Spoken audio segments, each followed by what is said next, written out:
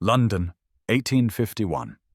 The grand pianoforte in the east drawing-room of the Dashwood residence had never sounded more perfect or more lifeless, and Georgiana Dashwood knew it even as her fingers executed the final flourish of Mozart's sonata in C major with flawless precision. The applause that followed her performance was polite, measured, exactly what one would expect from an assembly of Mayfair's finest families gathered for an evening musicale. But Georgiana heard the hollowness beneath those gloved hands meeting in tepid appreciation. At 26 years of age, she had long since perfected the art of reading what society truly thought beneath its veneer of courtesy. And as she rose from the bench and curtsied to acknowledge the applause, she caught the whispered conversation between Lady Henrietta Morland and her daughter near the refreshment table. The words carried just far enough for Georgiana to hear, as perhaps they were meant to. "Technically flawless, of course," Lady Morland murmured behind her fan, "but one does wish for some feeling in the performance. It's rather like watching a music box, all mechanical precision with no soul whatsoever." Her daughter replied in equally hushed tones that carried none the less. No wonder she remains unmarried at her age. What gentleman wants a wife who plays like a governess giving lessons? Even her face shows nothing when she performs, as if the music is merely an obligation rather than a joy. Georgiana maintained her composure as she made her way through the crowded drawing-room, accepting congratulations that felt like condolences, smiling at compliments that rang hollow in her ears. Her father, Lord Edmund Dashwood, nodded approvingly from his position near the fireplace, satisfied that his eldest daughter had once again demonstrated the accomplishments expected of a gentlewoman of quality. Her younger sister Lydia held court nearby, her blonde curls bouncing as she laughed at something Mr. Charles Tilney had said, drawing admiring glances from every gentleman in the vicinity with the effortless charm that Georgiana had never possessed. The drawing-room felt suddenly suffocating, too warm despite the April evening's coolness, too bright with its dozens of candles blazing in the chandelier overhead, too full of people whose eyes held judgment rather than genuine appreciation. Georgiana murmured something about needing air and slipped through the crowd toward the hallway. But instead of heading to the terrace where other guests had gathered, she found her feet carrying her toward the west wing of the house, toward the room she had been avoiding for 5 years. The abandoned music room had been her mother's sanctuary, a space where Lady Catherine Dashwood had spent hours playing with the kind of passion that had scandalized her husband and delighted her daughters. After her mother's death, Lord Dashwood had ordered the room closed, the furniture covered, the instruments left untouched as if sealing away the memory of a woman whose spirit had been too vibrant, too uncontainable for the rigid confines of proper society. Georgiana's hand trembled as she turned the tarnished brass handle, pushing open the heavy oak door that creaked in protest after years of disuse.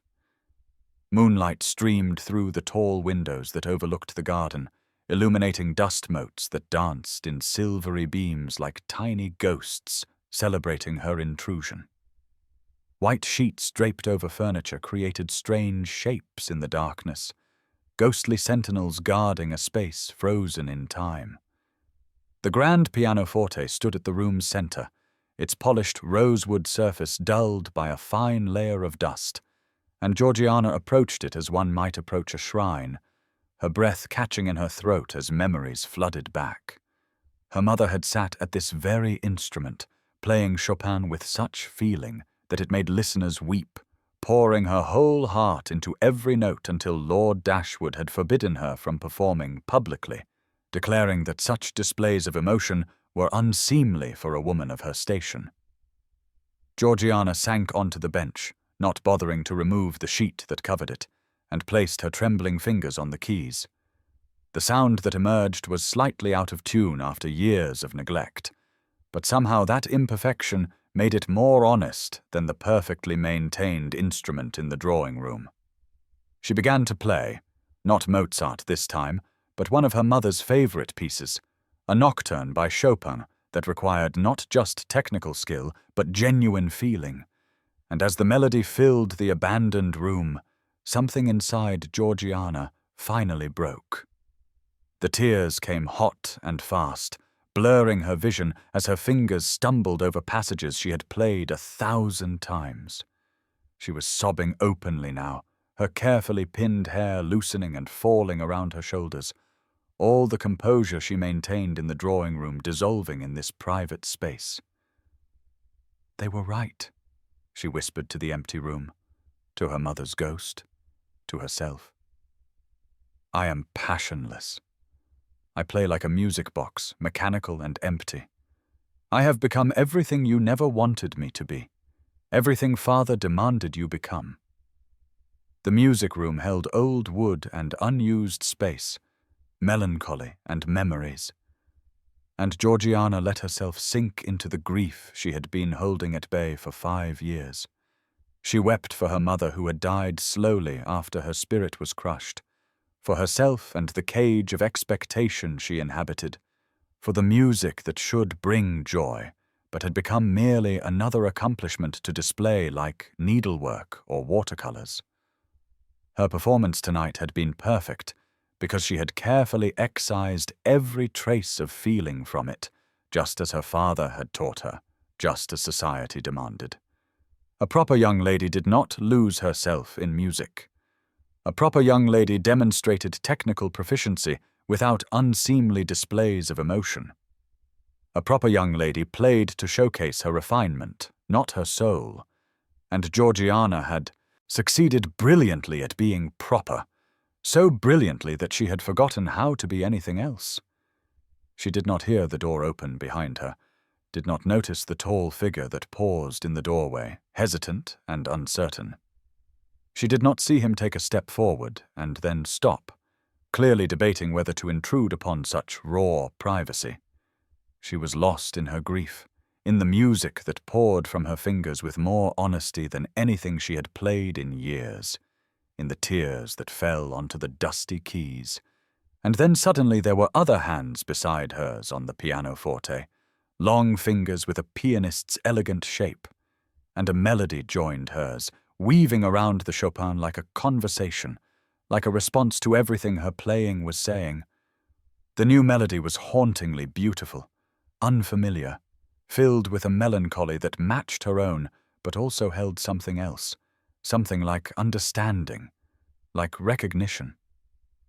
Georgiana's hands stilled in shock, and she turned to find Benedict Wentworth, Duke of Ashford, standing behind the bench, his dark eyes fixed on the keys as he continued to play.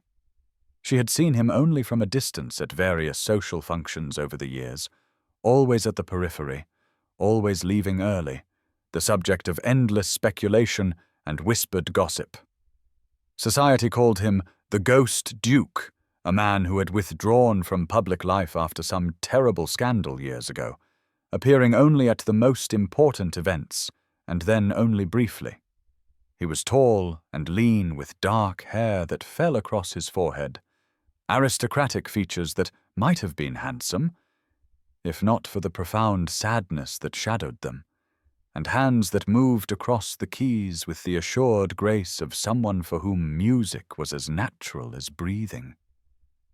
"Your Grace," Georgiana gasped, hastily trying to wipe her tears and restore some semblance of composure.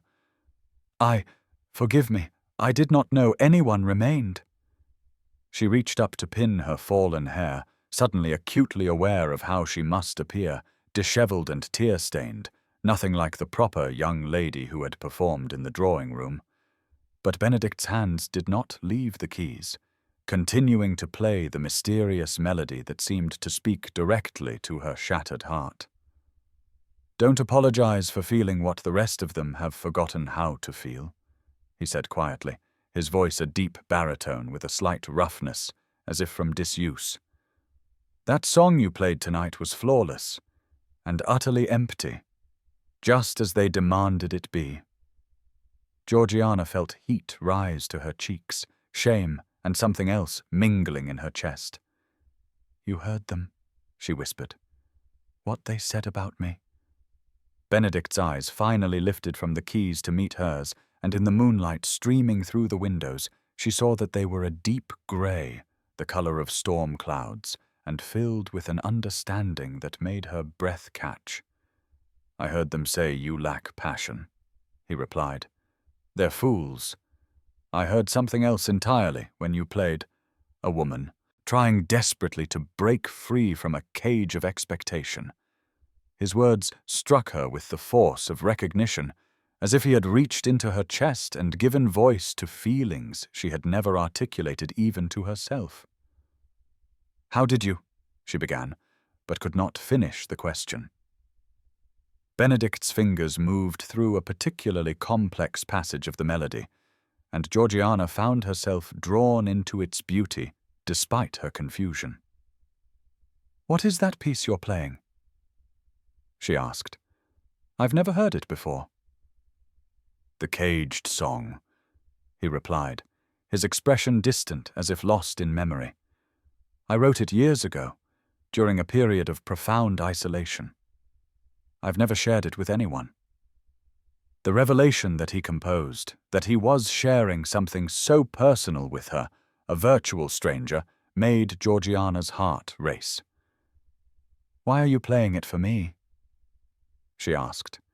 "Because," Benedict said, his hands finally stilling on the keys as he turned to look at her fully, "you are the first person I've encountered in 7 years who understands what it means to be a prisoner of other people's expectations. The first person whose playing, however technically perfect, screamed with the same desperation I felt when I wrote this." They stood there in the abandoned music room, 2 people who moments before had been strangers, connected by music and shared understanding in a way that felt more intimate than anything Georgiana had experienced. The moonlight illuminated the dust and the shrouded furniture and the untouched memories, creating a world separate from the bright drawing room where society still gathered, where proprieties still ruled, where passion was something to be suppressed rather than celebrated. Benedict's presence beside her at the bench, close enough that she could feel the warmth radiating from him, closer than any man had been to her outside of a formal dance, should have scandalized her. But instead, Georgiana felt something unfurling in her chest, something that had been tightly closed for so long she had forgotten its existence.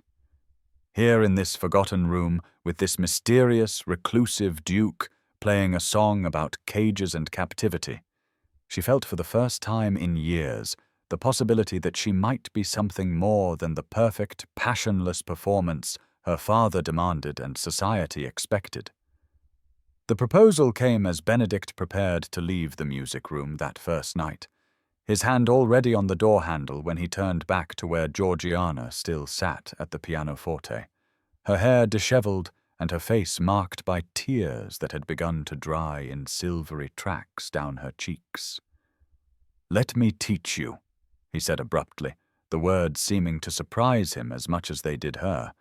"Let me teach you to play with the feeling they say you lack, to make music that matters rather than music that merely satisfies expectation." Georgiana's heart lurched in her chest, torn immediately between the desperate hunger his offer awakened and the knowledge that what he proposed was impossible, improper, dangerous in ways that had nothing to do with physical safety and everything to do with the precarious position of an unmarried woman of 26, whose reputation was her only currency in society's marriage market. "I could not possibly," she began, but Benedict interrupted her with a shake of his head. "I will not re-enter society," he said firmly. "I cannot bear the scrutiny, the whispers, the eyes that follow me everywhere looking for signs of the monster they believe me to be. But here, in this forgotten room at midnight when the rest of the house sleeps, I could teach you what your mother knew, what you have buried so deep you've forgotten it exists. No one need know. You could tell your family you are practicing alone, working to improve your performance, and perhaps he added more quietly. Perhaps in teaching you to feel again, I might remember how to do the same. The vulnerability in his voice, the admission that he too was trapped in a cage of his own making, decided her. Yes, Georgiana whispered, knowing even as she spoke that she was crossing a threshold from which there would be no easy return. Yes, I want to learn. And so began 3 weeks that would transform everything Georgiana thought she knew about music, about herself, about the careful boundaries she had constructed to survive in a world that demanded women be ornamental rather than authentic. That first lesson, she arrived at the music room precisely at midnight, her hair still pinned in the severe style she wore during the day, her posture rigid with nerves and the ingrained habits of propriety. Benedict was already there, having apparently entered through the garden door to avoid any possibility of being seen by servants in the main house, and he sat at the pianoforte playing a melody that filled the room with such longing that Georgiana felt it like a physical ache in her chest. He did not acknowledge her entrance immediately, lost in the music with his eyes closed, and she stood transfixed, watching him play with an abandon she had never witnessed, his whole body moving with the melody, surrendering to it rather than controlling it. When the last notes faded into silence, he opened his eyes and gestured for her to sit beside him on the bench. Music is not about the notes, Georgiana, he said without preamble.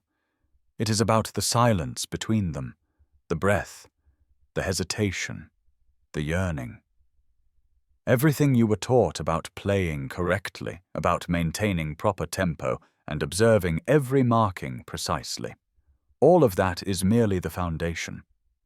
But a house built only on foundation with no walls or roof is not a home, just as music played with only technical precision is not truly music at all. Georgiana felt something rebel in her chest at his words, even as she recognized their truth. My father says a woman's accomplishments must showcase refinement, not raw feeling, she replied, her voice small in the moonlit room. That passion is unseemly. Benedict turned to look at her fully, his grey eyes intense in the darkness. Your father is preparing you to be an ornament, not a woman, he said bluntly. There is a difference between what society calls accomplished and what it means to be truly alive. He reached out and took her hands in his, turning them over to examine her fingers, and the touch sent an unexpected shock through her system. You have the hands of a true musician, he said. Long fingers, strength in the joints, calluses from hours of practice. But you use them like tools to execute someone else's vision rather than instruments to express your own soul. Over the following nights, Benedict dismantled everything Georgiana had been taught about playing the pianoforte, replacing rigid rules with something far more terrifying and exhilarating. He made her play scales with her eyes closed, focusing not on perfect technique, but on the feeling of the keys beneath her fingers, the resonance of each note in her body. He demonstrated passages with such emotional intensity that Georgiana found herself weeping again, not from sorrow, but from the sheer beauty of music played as it was meant to be played, as a window into the human heart. He would stand behind her as she played, his hands hovering near her shoulders, and correct her posture, not by pulling her into rigidity, but by encouraging her to relax, to breathe, to let the music move through her rather than forcing it into submission. The first time his hands touched her waist to adjust how she sat at the bench, Georgiana gasped at the intimacy of it, but Benedict seemed unconscious of any impropriety, focused entirely on teaching her to embody the music rather than simply perform it. Play this passage again, he would say, and this time think of something that breaks your heart, something you have never allowed yourself to fully feel. And Georgiana would play, tentatively at first, and then with growing confidence, letting images of her mother fill her mind, letting the grief she had suppressed for 5 years pour through her fingers into the keys. "Better," Benedict would murmur, "but you are still holding back. Let go, Georgiana. Let yourself fall into it. Trust that the music will catch you." The music room began to transform along with Georgiana's playing. After the second lesson, she arrived early to light candles around the room, chasing away some of the darkness and creating pools of warm, golden light that softened the ghostly quality of the shrouded furniture. After the third lesson, she brought flowers from the garden, spring blooms that filled the air with fragrance and made the abandoned space feel less like a tomb and more like a sanctuary. By the second week, she had retrieved her mother's sheet music from storage, pieces her father had forbidden her to play because they required too much feeling, too much of the passion he had tried to crush in his wife, and she spread them across the pianoforte for Benedict to see. He examined them with reverence, his fingers tracing the notations in her mother's hand, and then he looked at Georgiana with new understanding in his eyes. "She was a true musician," he said softly. "You come by your gift honestly. It is in your blood, this need to make music that matters." As the lessons progressed, Benedict began to share pieces of his own story, revelations that came haltingly, as if each word cost him something. During the second week, as rain began to fall outside the windows in a soft spring shower that created a curtain of sound around their private world, Georgiana asked the question that had been building in her mind since that first night. "Why did you stop composing after she died?" The silence that followed was so long she thought he might not answer, but finally Benedict sat at the pianoforte and began to play, a melody so saturated with grief that it made the caged song seem almost hopeful by comparison. "Because every melody became a requiem," he said, his voice raw with honesty that felt like a gift. "I could not create beauty knowing I had destroyed it." Georgiana's hands stilled on her lap, her breath caught in her throat. "What happened?" she whispered. Benedict's fingers moved through the sorrowful melody as he spoke, as if he could only tell this story while the music gave him strength. "Her name was Clara," he said. "We married when I was 25 and she was 19. A love match rather than an arrangement, which was rare enough in our circles to be remarkable. She was gentle and kind and utterly unsuited to the demands of being a duchess. My estates required constant attention, social obligations were endless, and I, fool that I was, expected her to fulfill every duty without complaint. When she became pregnant, the doctors warned us that she had a weak constitution, that childbirth would be dangerous for her. But I was so desperate for an heir, so focused on securing the succession, that I did not protect her as I should have. I allowed her to continue attending functions, hosting dinners, traveling between estates, all while carrying our child. 7 years ago, she went into labor 2 months early. She labored for 3 days before—" He paused, his playing becoming almost violent, before both she and our son died. Society blamed me, said I had worked her to death in my ambition to produce an heir. And they were right. The melody dissolved into discord and then silence, and Benedict's hands fell from the keys as if they could no longer bear the weight of the notes. I killed them both through my negligence, my selfishness, my inability to see past duty to the person I claimed to love. Georgiana felt tears streaming down her face again. But this time they were for him, for the impossible burden of guilt he had carried alone for 7 years. "You did not kill them," she said fiercely. "You loved them. You made a mistake in judgment, perhaps, but you did not murder your wife and child. The doctors should have been more insistent. Your family should have intervened. Clara herself made choices about what she could endure. You cannot carry this guilt as if you were the only person involved in the tragedy." Benedict looked at her with such naked pain that she ached to comfort him. But she knew words would not be enough. So instead she placed her hands on the keys beside his and began to play one of her mother's pieces, a gentle melody that spoke of love and loss and the terrible beauty of grief.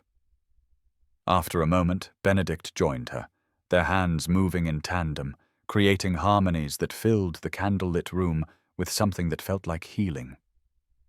As the third week began, Georgiana noticed changes in herself that went beyond her playing, though that too had transformed in ways that would have shocked anyone who heard her mechanical performances in the drawing room. Her hair had begun to loosen from its severe pins almost unconsciously during the lessons, falling in soft waves around her shoulders as she lost herself in the music.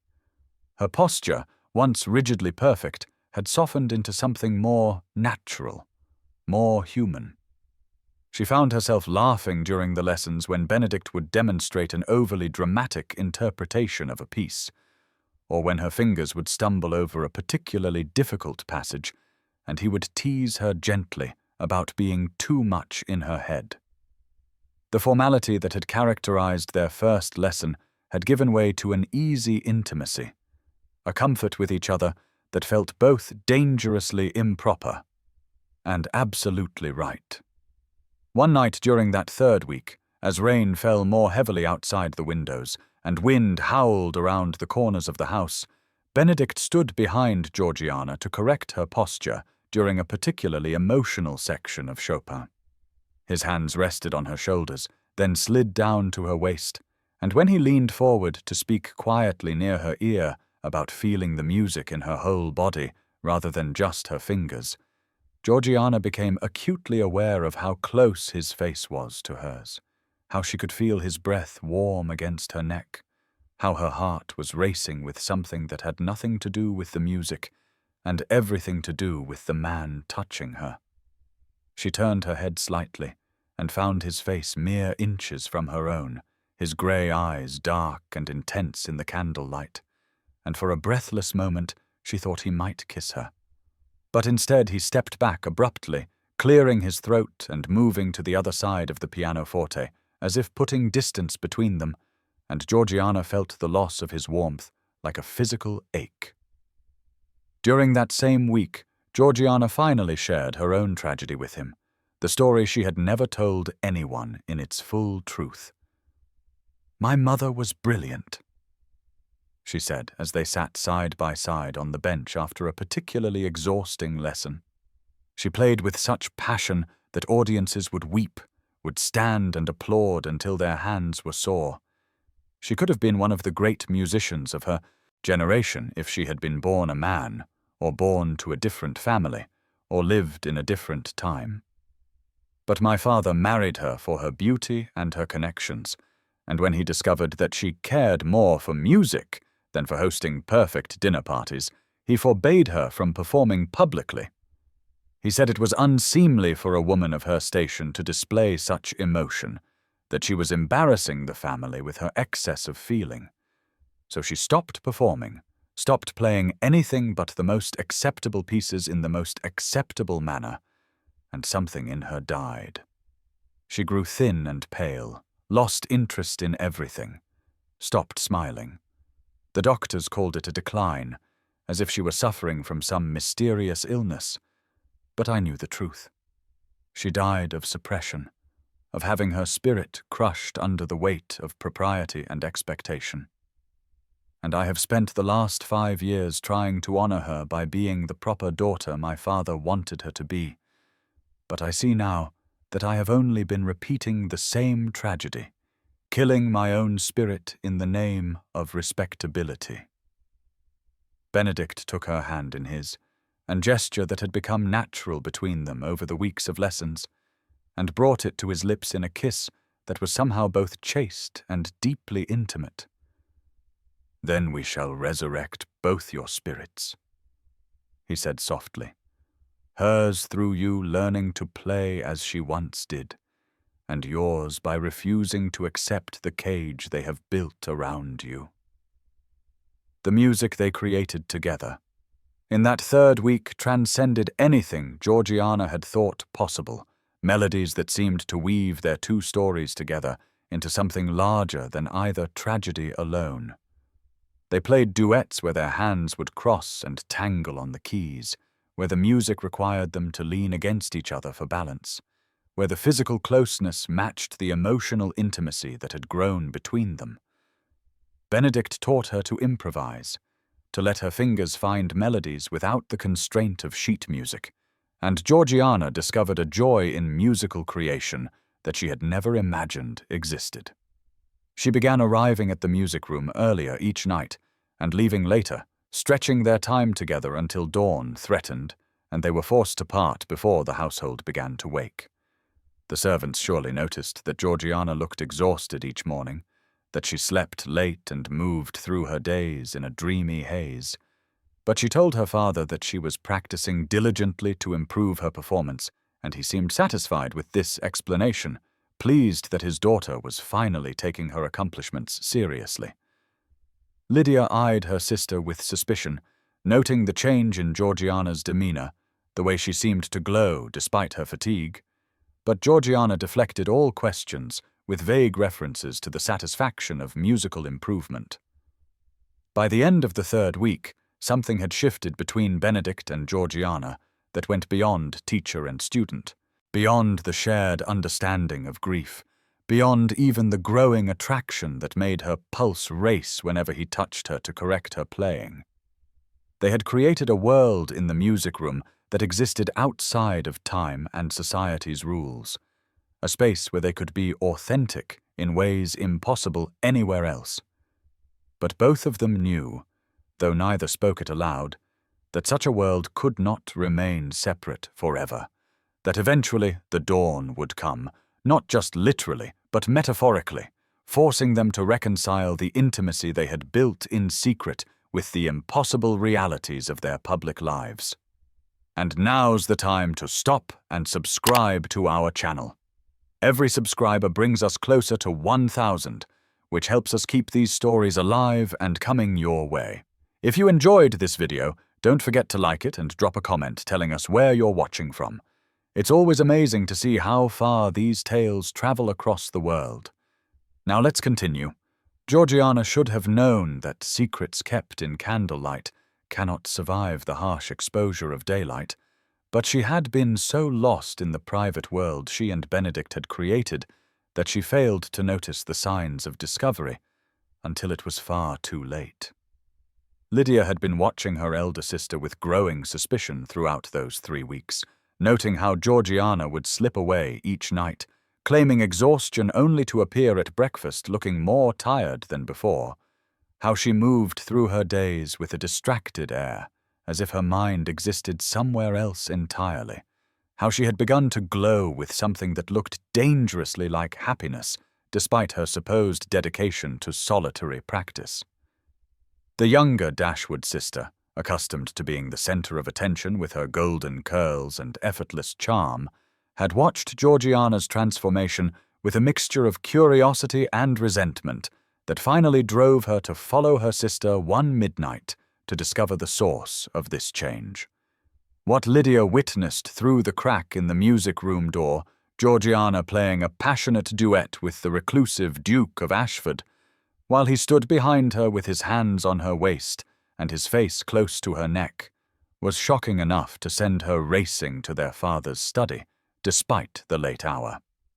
Lord Edmund Dashwood's rage upon hearing his eldest daughter described in such a compromising position with a man, let alone the ghost duke whose wife had died under circumstances that remained the subject of endless speculation, was a terrible thing to behold. He confronted Georgiana the next morning before she had fully woken from the few hours of sleep she had managed after her lesson with Benedict, dragging her from her bed and demanding to know if Lydia's account was true. Georgiana, still muzzy with exhaustion and caught completely unprepared, could not deny what her sister had seen, though she tried desperately to explain that the lessons were innocent, that Benedict had been teaching her to play with genuine feeling, that nothing improper had occurred despite the late hours and intimate setting. Her father's hand connected with her cheek hard enough to snap her head to the side, the first time he had struck her since childhood, and his voice shook with fury as he told her she had disgraced the family name, destroyed her reputation, and left him no choice but to arrange an immediate marriage to salvage what little respectability remained. For 3 days, Georgiana was kept confined to her room while her father made arrangements, forbidden from leaving or receiving visitors, forced to endure Lydia's tearful apologies through the locked door and her own growing panic about what was happening beyond her reach. She had no way to contact Benedict, no way to warn him or explain, no way to do anything but wait as her father constructed the cage that would trap her forever.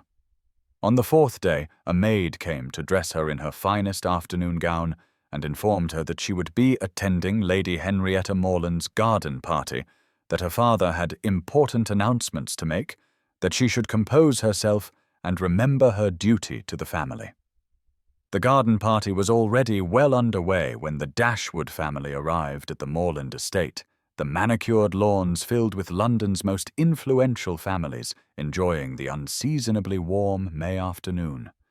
Roses bloomed in glorious profusion, their heavy scent almost cloying in the still air, and champagne flowed freely as ladies in pastel gowns and gentlemen in dark coats moved between the refreshment tables and the white pavilion that had been erected near the ornamental pond.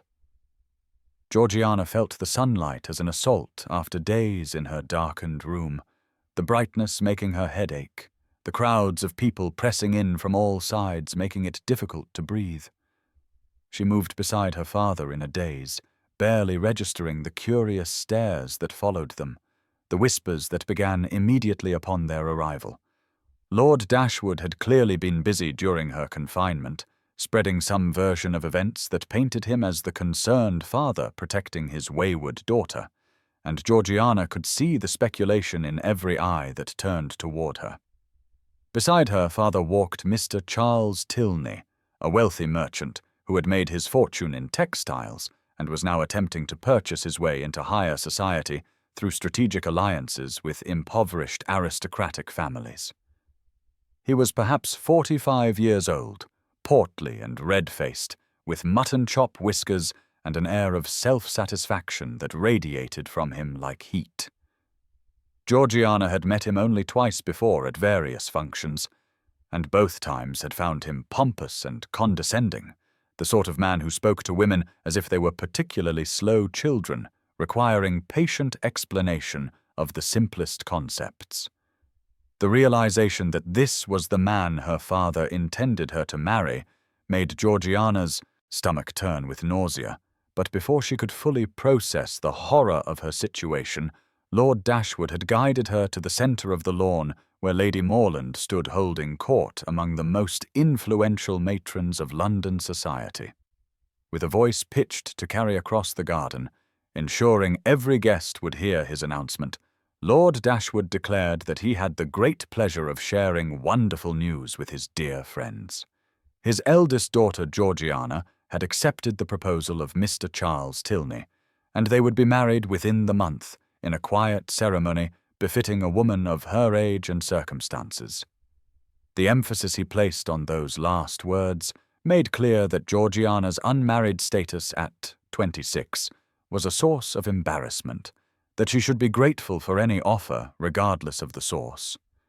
The assembled guests responded with polite congratulations that barely masked their surprised speculation, fans fluttering as whispers were exchanged behind gloved hands. Georgiana stood frozen beside her father, his hand gripped around her arm tightly enough that she knew bruises would bloom there later, and felt the world tilting around her as if the ground had become unstable beneath her feet. This could not be happening. She could not marry Charles Tilney. She could not spend the rest of her life as the possession of a man who saw her as an acquisition rather than a person, who would demand the same mechanical perfection her father had always required, who would never understand the music that lived in her soul or the transformation she had undergone in those 3 weeks of midnight lessons. But before she could find her voice to protest, to refuse, to do anything but stand there in mute horror, a familiar deep voice spoke from the edge of the gathering. "Lord Dashwood, I must beg a word with you regarding this announcement." Every head turned toward the speaker, and Georgiana felt her heart stop completely as she recognized Benedict Wentworth, Duke of Ashford, standing at the periphery of the garden party in formal afternoon dress, his dark hair slightly disheveled, as if he had ridden hard to arrive here, his grey eyes fixed on her with an intensity that made her knees weak. The gasps that rippled through the crowd were audible, fans snapping open with sharp cracks as every woman present turned to her neighbour to confirm that was indeed the ghost Duke, making his first public appearance in 7 years at a garden party. And yes, he appeared to be involving himself in the Dashwood situation, and oh, how deliciously scandalous this was becoming. Benedict moved through the crowd with the unconscious authority of a man born to command. Ignoring the stares and whispers, his attention focused entirely on Lord Dashwood, who had gone rigid with fury beside Georgiana. "Your Grace," Lord Dashwood said through clenched teeth, "this is a private family matter that does not concern you. I must ask you to leave before you cause further disruption." Benedict stopped a few feet away, close enough that Georgiana could see the determination in his face, the slight trembling in his hands that betrayed how much this public appearance was costing him. "On the contrary," he said clearly, "it concerns me greatly. Miss Dashwood has been my student for the past 3 weeks, learning musicianship in the estate's music room with my instruction. If there are questions about propriety, I am prepared to address them directly." The crowd's whispers grew louder, more excited, as the scandal they had suspected was now confirmed by the Duke himself. Lady Henrietta Morland stepped forward, her face alight with malicious pleasure, barely concealed behind a mask of concern. "Your Grace," she said sweetly, "are you truly admitting to clandestine meetings with an unmarried woman? Alone, at midnight, in a private room? Surely you understand how such behavior appears, especially given your history." The pointed reference to Clara's death made Benedict flinch, but he held his ground. "Lord Dashwood, your daughter is the most honourable woman I have ever known. If there is blame for any impropriety, it rests solely with me. I proposed the lessons, I insisted on their private nature, due to my reluctance to re-enter society. I placed her in a position that could be misconstrued. She is entirely blameless in this matter." Lord Dashwood's face had turned an alarming shade of purple, and his grip on Georgiana's arm tightened painfully. "You have disgraced this family," he hissed at her before turning his fury on Benedict. "Alone with a man whose own wife could not survive his demands, whose household is marked by death and tragedy, and you claim she is blameless. She has destroyed her reputation through this association, and you dare to come here and speak of honor?" Benedict's expression hardened, pain flashing across his features at the accusation that struck at his deepest wound. "My wife's death was a tragedy," he said quietly, "but it was not the result of my demands. She had a congenital heart condition that made pregnancy dangerous. She chose to attempt motherhood against medical advice because she wanted to give me an heir. I carry the grief of her loss every day, but I will not allow you to use her memory as a weapon against your daughter who has done nothing wrong." The revelation about Clara's heart condition caused another ripple of whispers, some guests looking uncomfortable at Lord Dashwood's harsh accusations, while others seemed disappointed that the scandal was less dramatic than they had hoped. But Lady Morland was not finished, her voice cutting through the murmurs with practiced precision. "Your Grace," she said, her tone dripping with false sympathy, "your very presence is a stain. First one woman dies in your care, and now you pursue another. Have you no shame? You have lived as a ghost for 7 years, and perhaps that is what you should have remained, rather than emerging to corrupt another innocent woman with your attentions. Benedict's face went white at her words, and Georgiana saw him sway slightly, as if physically struck by the cruelty of the accusation. She knew in that moment exactly what he was thinking, could see the guilt and self-loathing rising in his eyes, could feel him beginning to believe what they were saying, that he truly did destroy everything he loved, that his very presence brought harm to those around him. The crowd was watching now with avid attention, champagne glasses forgotten in hands, as they witnessed the Duke being publicly eviscerated, and Georgiana realized with dawning horror that Benedict's attempt to defend her honor had only made everything worse. His appearance here had confirmed every suspicion, given weight to every whispered accusation, turned what might have been dismissed as innocent, if improper lessons, into something that looked like a scandalous affair. If she did not act now, Benedict would be destroyed along with her reputation, blamed for corrupting her, just as society had blamed him for Clara's death, forced to retreat even further from the world until he disappeared entirely into his grief and isolation. And so Georgiana made the choice that shattered both their hearts, the choice to protect him, even if it meant lying about everything they had shared, even if it meant denying the transformation he had sparked in her, even if it meant accepting the cage she had been trying so desperately to escape. She pulled her arm free from her father's grip and stepped forward, her voice carrying across the silent garden as every guest strained to hear what she would say. "Please, everyone, you misunderstand," she said, and she was proud that her voice remained steady, even as her heart broke into pieces. His Grace was merely instructing me in technique, helping me improve my performance on the pianoforte. There is no attachment between us. There never was. I am grateful for his instruction, but my affections, such as they are, belong entirely to Mr. Tilney, with whom I am honored to be engaged. The lie tasted like ash in her mouth, and she forced herself to look at Benedict as she spoke it, needing him to see the truth in her eyes, even as her words denied it, needing him to understand that she was doing this to save him from further scandal. But what she saw in his face made her want to take back every word. He looked devastated, completely shattered, his grey eyes wide with a pain so profound it was almost unbearable to witness. For a long moment, he simply stared at her, as if trying to reconcile the woman who had played music with such passion in the candlelit intimacy of the music room with this stranger who stood in the harsh sunlight denying everything they had shared. Then something changed in his expression, the devastation carefully masked behind a veneer of aristocratic composure, and he inclined his head in a bow that somehow conveyed both respect and utter defeat. "Of course," he said quietly, his voice rough, with emotion he was struggling to contain.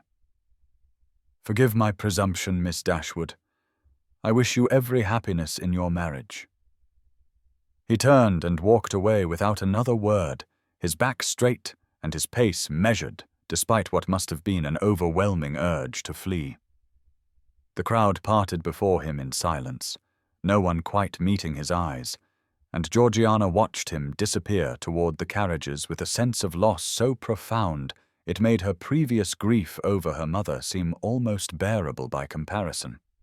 She had just destroyed the only person who had ever truly understood her, had confirmed his worst belief about himself, had chosen duty and propriety over authentic love exactly as her mother had done. Benedict's elegant black carriage pulled away down the tree-lined drive, taking with it any possibility of the future she had begun to imagine during those midnight lessons, and Georgiana felt something inside her die just as surely as her mother's spirit had died under the weight of suppression and expectation. Lord Dashwood reclaimed his grip on her arm, satisfaction evident in his posture as he accepted congratulations from guests who were already spinning the encounter into gossip they would share at tomorrow's calls and evening events. Mr. Tilney appeared at her other side, pompously declaring that he was glad that unfortunate misunderstanding had been cleared up, that he had never doubted her virtue, that she would make a fine wife once she learned to be more circumspect in her behavior. Lydia stood nearby, her face uncertain as she watched her sister being led away toward the refreshment pavilion, the smug satisfaction she had felt upon revealing Georgiana's secret transforming into something like guilt as she witnessed the genuine anguish in her sister's eyes.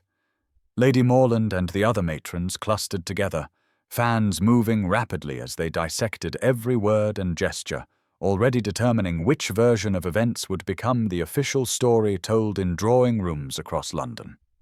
The garden party continued around Georgiana as if nothing momentous had occurred, as if her entire world had not just collapsed in the space of a few devastating minutes. The roses continued to bloom with sickening sweetness. The champagne continued to flow. The sun continued to shine with oppressive brightness on the manicured lawns and elegant guests. But for Georgiana, the light had become darkness. The music in her soul had fallen silent, and the cage she had briefly escaped had locked around her more firmly than ever before. That night, she did not go to the music room at midnight. For the first time in 3 weeks, the candles remained unlit, the pianoforte untouched, the space empty of everything except dust and memories, and the ghost of what might have been if she had chosen differently, if she had been braver, if society had been kinder. Benedict did not come either, and Georgiana knew with terrible certainty that he never would again, that she had succeeded in her goal of protecting him from further scandal by destroying any possibility of connection between them. She had saved his reputation by breaking his heart, had chosen duty over love exactly as her father had always intended, and the victory tasted like the defeat it truly was. The wedding preparations began in earnest the next day. Lord Dashwood determined to see his daughter safely married before any other complications could arise. Charles Tilney was given permission to call daily, his pompous pronouncements about how he would manage his wife filling the drawing-room as Georgiana sat in silent misery. The music room remained locked and dark, a tomb for dreams that had died before they could fully form, and Georgiana moved through her days like one already dead, performing the role of grateful bride-to-be, while inside she screamed with the agony of authentic feeling she could no longer express. Society had won, propriety had triumphed, and the music that had briefly returned to Georgiana's soul had been silenced, perhaps forever. 5 weeks passed like a slow death, each day blurring into the next, as Georgiana moved through her life with the mechanical precision she had once brought to her pianoforte performances, executing every required action with flawless technique and absolutely no feeling whatsoever. The wedding preparations consumed the household with relentless momentum, an unstoppable force that swept her along like driftwood caught in a current, and she found herself standing for dress fittings while seamstresses pinned white silk around her body as if preparing a corpse for burial, nodding absently as her father's housekeeper presented linens and household items for her trousseau, accepting congratulations from callers with a smile that felt painted onto her face and words of gratitude that tasted like dust in her mouth. Lord Dashwood was enormously satisfied with himself, convinced that he had saved his daughter from ruin and secured her future with a wealthy if common husband who would provide material comfort even if he lacked aristocratic breeding, and he moved through the house with an air of accomplishment that made Georgiana want to scream every time she encountered him.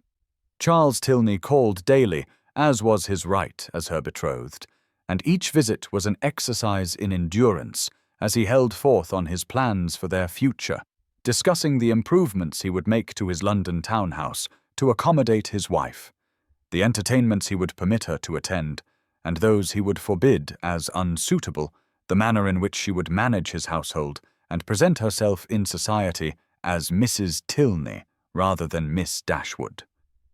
He spoke of her as one might speak of a newly acquired piece of property, valuable certainly, but requiring proper management and control. And Georgiana sat in the drawing-room listening to him pontificate, while her mind existed somewhere else entirely, somewhere dark and silent and far from the suffocating present. She had not touched a piano since the garden party, could not bear to even enter a room where such an instrument resided, and when her father suggested she should practice so that she might perform for Charles's business associates after their marriage, she had looked at him with such hollow emptiness that even he, oblivious as he was to her suffering, had fallen silent and not raised the subject again.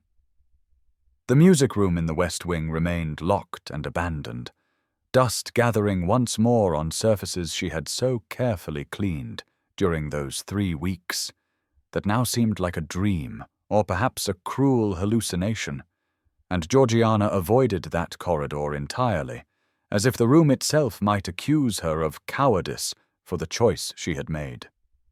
Lydia had attempted several times to speak with her sister, arriving at Georgiana's door with tear-stained apologies and explanations about how she had not understood what she was doing, how she had been jealous and petty, and had not imagined such terrible consequences would follow her revelation. But Georgiana was too hollowed out to respond to these overtures with anything beyond a nod of acknowledgement that she had heard the words, even if they meant nothing to her any more. Benedict had disappeared entirely from London, his townhouse shuttered and his servants dismissed or reassigned to his country estates, and the gossip that had consumed drawing-rooms for weeks after the garden party had gradually faded as newer scandals emerged to capture society's fickle attention. Some said the Duke had fled to his holdings in Derbyshire, others whispered he had left England altogether for the Continent. A few cruel voices suggested he had perhaps done away with himself, as his guilt over destroying another woman finally became unbearable, but no one knew for certain where he had gone or whether he would ever return. Georgiana told herself she was glad he had escaped, that her lie had succeeded in protecting him from further scandal, that his absence proved she had made the right choice even as the emptiness inside her grew larger with each passing day. She did not allow herself to think about the music they had created together, the way his hands had guided hers on the keys, the sound of his voice in the candle-lit darkness, teaching her to feel rather than merely perform, the moment when his face had been inches from hers, and she had thought he might kiss her. Those memories belonged to someone else, to a Georgiana who had briefly believed she could choose authenticity over expectation, and that woman had died in Lady Morland's garden alongside any possibility of genuine happiness. The wedding was set for the 15th of June, a date that approached with inexorable certainty, and as the final week arrived, Georgiana found herself unable to sleep at night, lying in her bed staring at the ceiling while the house settled into silence around her, and her mind replayed endlessly the look on Benedict's face when she had denied any attachment between them. 3 days before the wedding, when the dress hung in her wardrobe like a white ghost awaiting its opportunity to possess her completely, when the final preparations had reached a fever pitch of activity throughout the household, when Georgiana had resigned herself to the fate she had chosen and was simply waiting for the ceremony that would seal it permanently, her elderly aunt arrived for an unexpected visit. Lady Beatrice Gardiner was her mother's eldest sister, a formidable woman of 73 years who had been widowed young and had never remarried despite numerous offers, living instead on her late husband's estate in Kent, where she devoted herself to managing her lands with shrewd competence and maintaining an extensive correspondence with artists and musicians across Europe. She had always been Georgiana's favorite relation, one of the few family members who had understood and encouraged her mother's passion for music, and her visits were rare enough that her appearance in the Dashwood drawing-room 3 days before the wedding caused considerable surprise. Lord Dashwood greeted his sister-in-law with barely concealed irritation at the disruption to his careful schedule, but even he could not refuse her request for private time with her niece, and so Georgiana found herself being led upstairs to her own bedchamber, with Aunt Beatrice's surprisingly strong hand gripping her elbow. The moment the door closed behind them, Aunt Beatrice fixed Georgiana with a penetrating stare that seemed to see through every defense she had constructed over the past 5 weeks. "You look half dead, child," the old woman said bluntly, settling herself into the chair by the window with a rustle of dark silk skirts. "When I heard about this wedding, I told myself it could not possibly be true, that you would never willingly chain yourself to that pompous fool Tilney. But looking at you now, I see you have indeed made that choice, though whether it was truly willing is another question entirely." Georgiana sank onto the edge of her bed, too exhausted to maintain pretense with the one person who had always seen her clearly. "What does it matter whether it was willing or not?" she said dully. "It is done. The wedding is in 3 days. There is no point in discussing alternatives that do not exist." Aunt Beatrice reached into the large reticule she carried and withdrew a package wrapped in brown paper and tied with string, placing it on the small table beside her chair. "This arrived at my home 2 weeks ago," she said. "It was addressed to you but sent to my residence, presumably because the sender knew your father would intercept anything delivered here directly. I have been debating whether to bring it to you or whether doing so would be a cruelty, but having seen your face, I have decided that cruelty might be kinder than allowing you to proceed in ignorance of what you are giving up." Georgiana stared attired, the package with a mixture of dread and desperate hope that made her hands tremble. "Who sent it?" she whispered, though she already knew the answer, could feel the truth of it in the way her heart had begun to race for the first time in weeks. Aunt Beatrice's expression softened. "The Duke of Ashford," she replied. "I have been watching you, child, more carefully than you knew. I saw how you changed during those weeks of midnight lessons, saw the life return to your eyes and the music return to your soul. I also saw what it cost you to deny that connection in Lady Morland's garden, and I have been grieving for you ever since." Georgiana reached for the package with shaking hands, her fingers fumbling with the string until Aunt Beatrice rose to help her, cutting through the bindings with a small knife from her reticule and stepping back to give her niece privacy to examine the contents. Inside the wrapping was sheet music, pages and pages of original composition in Benedict's distinctive hand, the notes flowing across the staves with the same elegant precision she remembered from the pieces he had shared during their lessons. The title at the top of the first page made her breath catch in her throat.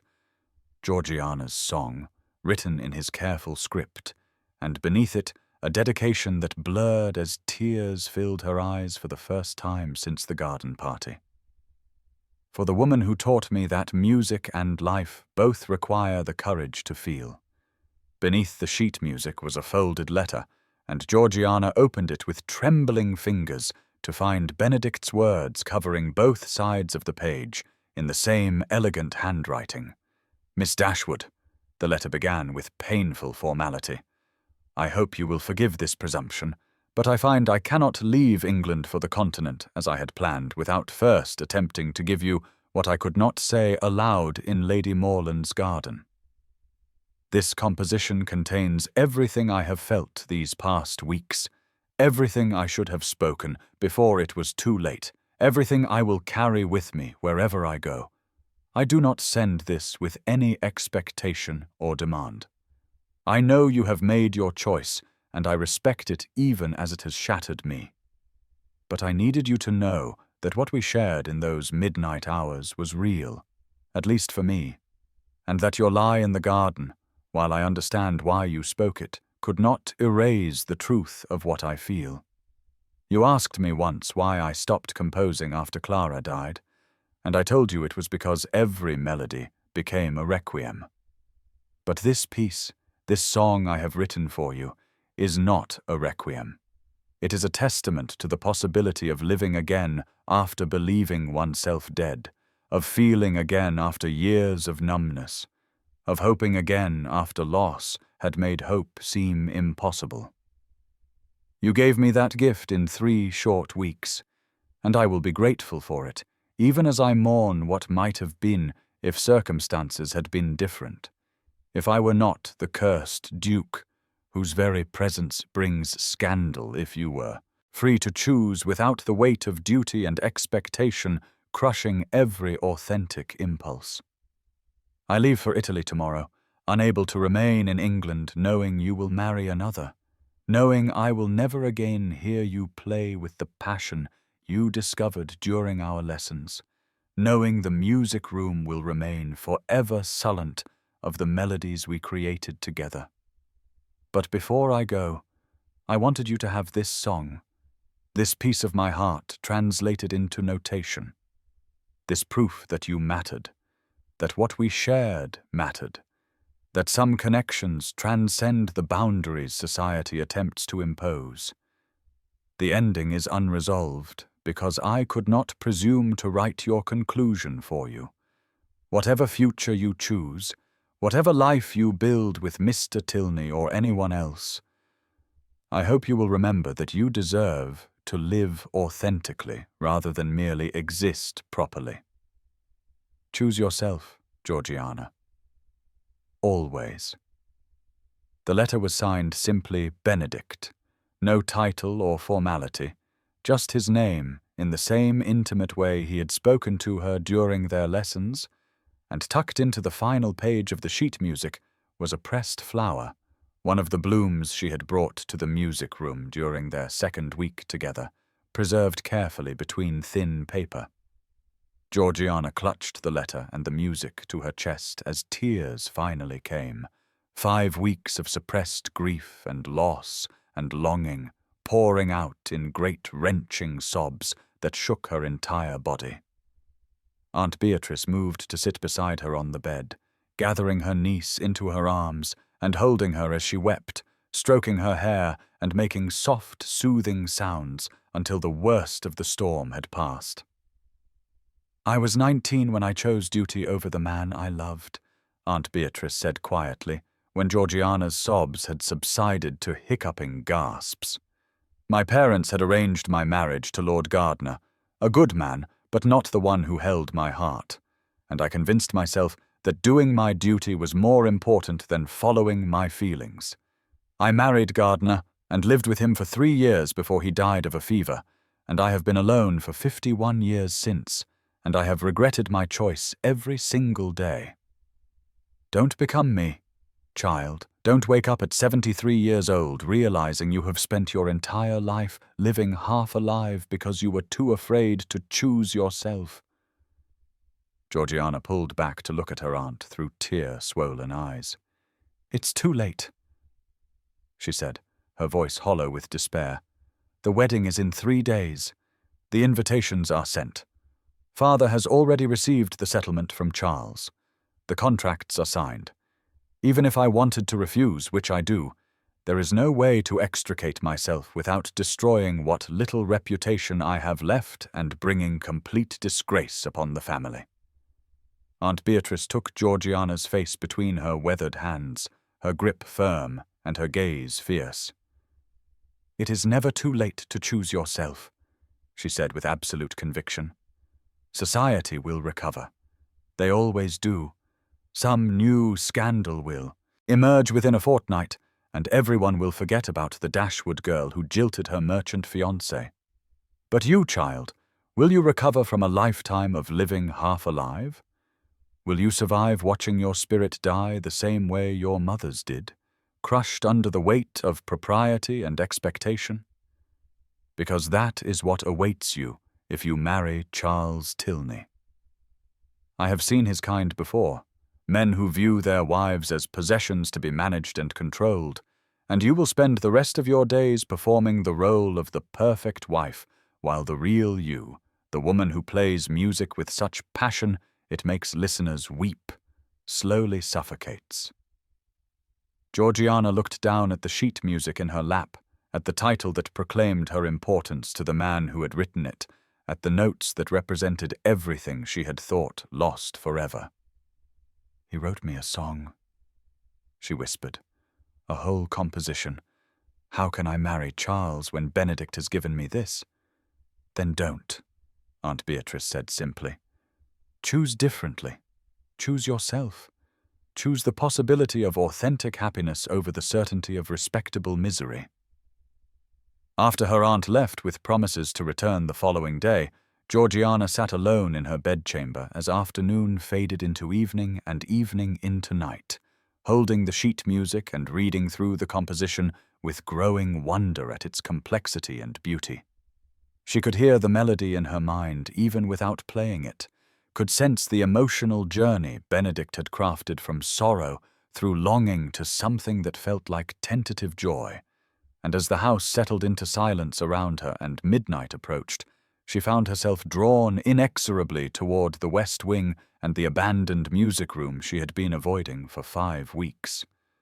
The door creaked as she pushed it open, and moonlight streamed through the windows, illuminating dust that had settled once again over every surface, thicker now than it had been before their lessons, as if the room itself was trying to bury the memory of what had happened within its walls.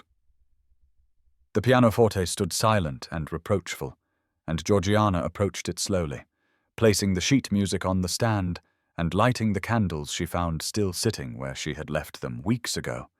Her fingers trembled as she placed them on the keys, and the first notes that emerged were discordant, uncertain, her technique rusty from weeks of refusing to play.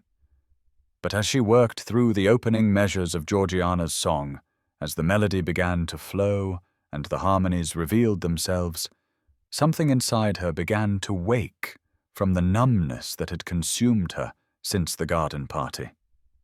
The composition was extraordinary, far more complex than anything Benedict had shared during their lessons, and as she played, Georgiana began to notice patterns in the notation, recurring sequences that seemed almost deliberate in their repetition.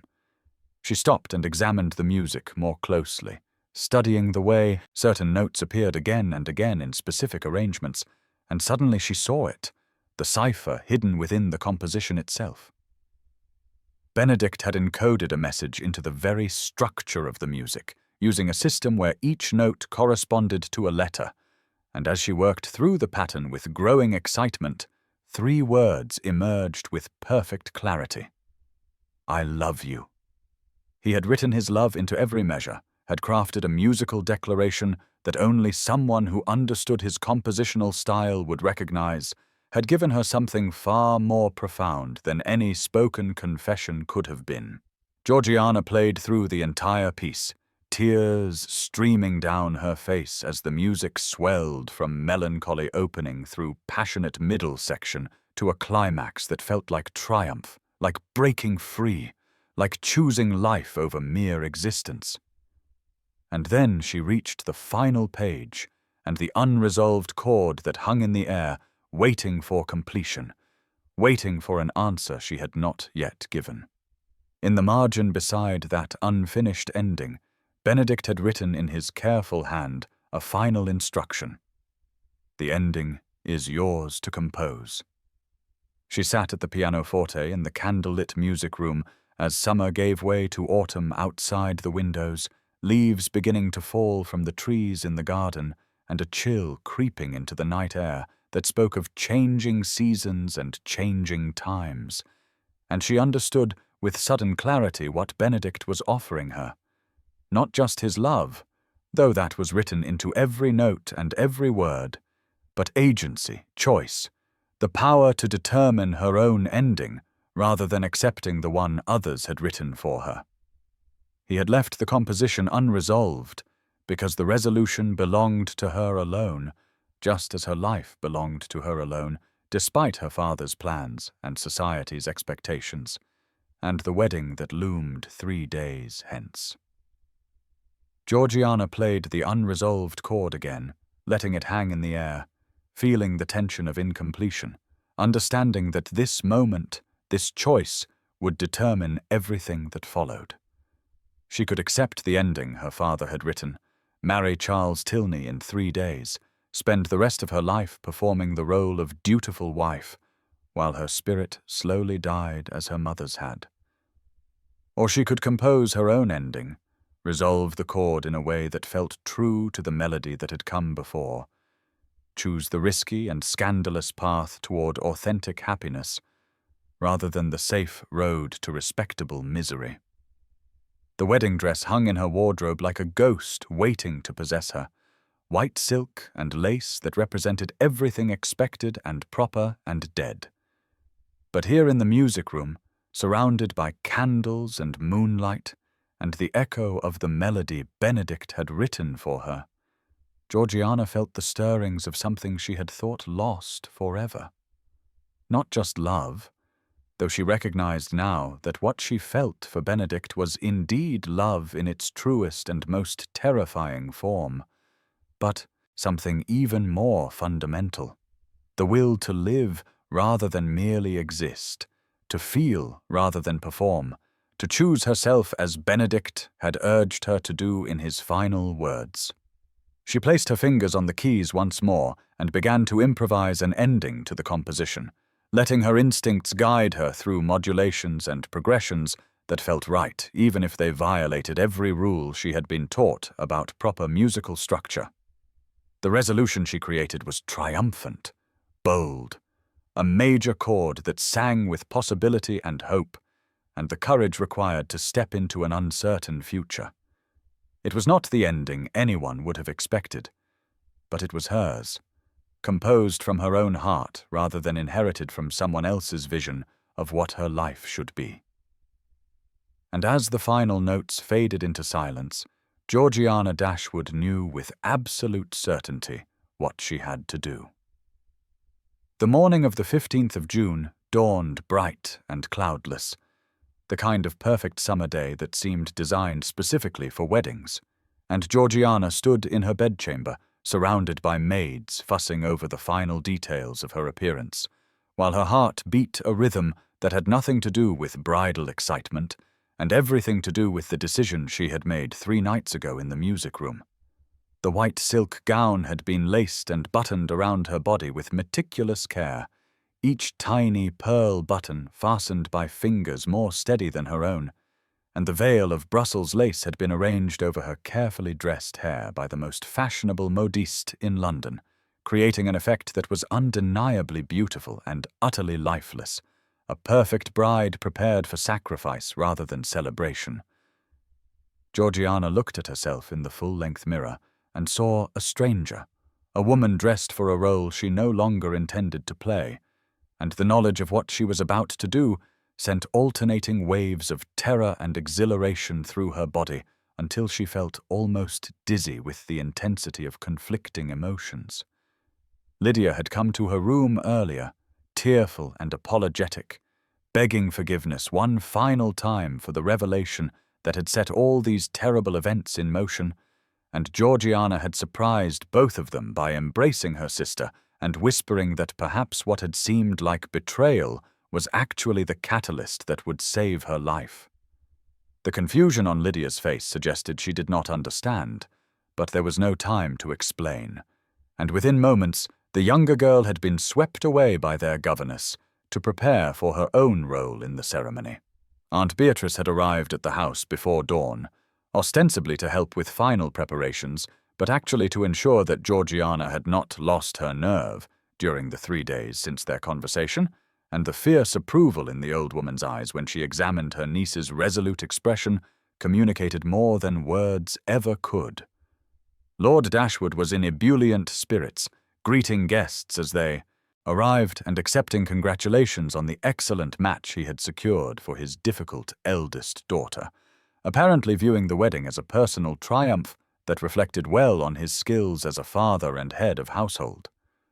Charles Tilney had sent a note earlier that morning expressing his satisfaction that his bride would soon be his to command, the phrasing so possessive and condescending that Georgiana had nearly laughed at the absurdity of ever having considered accepting such a future. The carriages arrived precisely on schedule, and Georgiana found herself being handed into the lead vehicle with her father, the short journey to St. George's Church in Hanover Square, passing in a blur of familiar London streets that suddenly seemed strange and distant, as if she were observing them from very far away. The church loomed ahead, its classical facade bright in the morning sun, and as they pulled up to the entrance, Georgiana could see the crowd of guests already assembled inside. London's finest families gathered to witness the marriage of Miss Dashwood to Mr. Tilney, and to dissect every detail for later discussion over tea and cards. Lord Dashwood helped her from the carriage with more gentleness than he had shown in weeks, perhaps feeling some paternal sentiment on this day when he would formally transfer responsibility for his daughter to another man, and they stood together in the vestibule while the ushers ensured all guests were properly seated and the ceremony could begin. Through the open doors, Georgiana could see Charles Tilney standing at the altar, his rotund figure stuffed into formal dress that strained at the seams, his face bearing an expression of smug satisfaction that made her stomach turn. Beside him stood his brother as groomsman, and along the front pews sat his business associates and their wives, people Georgiana did not know and had no desire to know, strangers who would become her social circle once she became Miss Tilney. On the other side of the aisle sat the Dashwood family connections, acquaintances from years of London seasons, society figures who had come more for the spectacle than from any genuine affection, and somewhere among them Aunt Beatrice, positioned strategically near the door in a location that seemed chosen for ease of exit rather than prominence of view. The organ began to play the processional, the familiar melody that had accompanied countless brides down countless aisles toward futures both happy and miserable, and Lord Dashwood took Georgiana's arm in his, preparing to lead her forward into the life he had chosen for her. She took one step, then another, moving through the doors and into the church proper, where every face turned toward her with expressions ranging from approval to envy to barely concealed pity. The aisle stretched before her like a tunnel, or perhaps a throat preparing to swallow her whole, and with each step forward, Georgiana felt the walls closing in, felt the weight of expectation pressing down from all sides, felt herself shrinking into the small, confined space society had designated as appropriate for women of her class and situation. Every face she passed represented another bar in the cage, every smile another lock clicking shut, every nod of approval another chain wrapping around her spirit.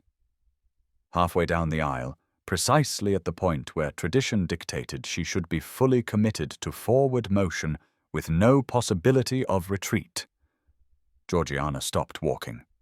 Lord Dashwood, caught mid-stride, stumbled slightly and turned to his daughter with confusion that quickly transformed into alarm as he registered the expression on her face. The organ continued playing for several measures before the organist realized something was wrong and the music stuttered to a halt, leaving the church in sudden, shocked silence.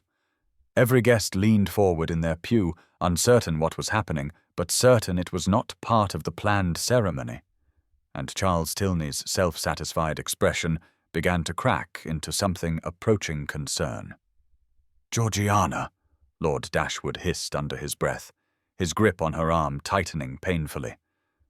"What are you doing? Continue walking this instant." But Georgiana had spent 3 days and nights composing her ending, had practiced in her mind exactly what she would say and how she would say it, and now that the moment had arrived, she found her voice was steady and clear, carrying across the silent church with perfect projection. "I cannot do this," she said, not whispering but speaking at full volume so every person assembled could hear her clearly. "Forgive me, Father, but I cannot." The gasps that rippled through the congregation were audible, a collective intake of breath that seemed to suck all the air from the space, and Lord Dashwood's face turned the alarming purple colour it had achieved during his confrontation with Benedict at the garden party. "You will disgrace this family," he growled, his fingers digging into her arm hard enough that Georgiana knew she would have bruises to match the ones he had given her 5 weeks earlier. "You will destroy our name, our reputation, everything I have worked to build." His fury was palpable, radiating from him in waves that might have terrified her if she had not already made her choice, if she had not already decided that his approval was worth far less than her own soul. Georgiana pulled her arm free from his grip with a strength she had not known she possessed, stepping back from him and turning to face the assembled guests, all of whom were now staring with expressions ranging from shock to scandal to something that might have been admiration on a few older faces. "No," she said clearly. "I will save myself." And then she turned away from the altar, away from Charles Tilney, whose face had gone red with humiliation and rage, away from her father who stood frozen in disbelief, away from the future that had been planned for her by people who cared nothing for her happiness, and she began to run. The wedding dress was never designed for running, its layers of silk and petticoats tangling around her legs and threatening to trip her with every step. But Georgiana gathered the fabric in her hands and fled down the aisle she had just walked, her veil streaming behind her like a banner of rebellion.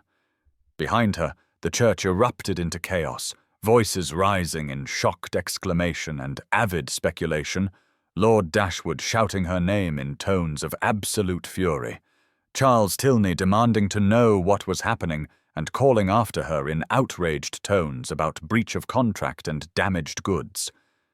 But Georgiana did not stop, did not look back, did not allow herself to consider the magnitude of what she had just done, or the consequences that would surely follow. She burst through the church doors into the bright June morning and kept running, her slippers sliding on the stone steps, her breath coming in gasps that were half exertion and half hysterical laughter at the sheer impossibility of what she was attempting. A few guests who had been lingering outside the church stared in open-mouthed astonishment as the bride ran past them still in her wedding gown. But Georgiana paid them no attention, focused entirely on reaching her destination before her father or anyone else could stop her. Benedict's townhouse was only 3 streets away, close enough that she had walked past it countless times during her years in London, and she arrived at the elegant facade, breathless and dishevelled, her carefully arranged hair already falling from its pins and her white dress acquiring stains from the dusty London streets.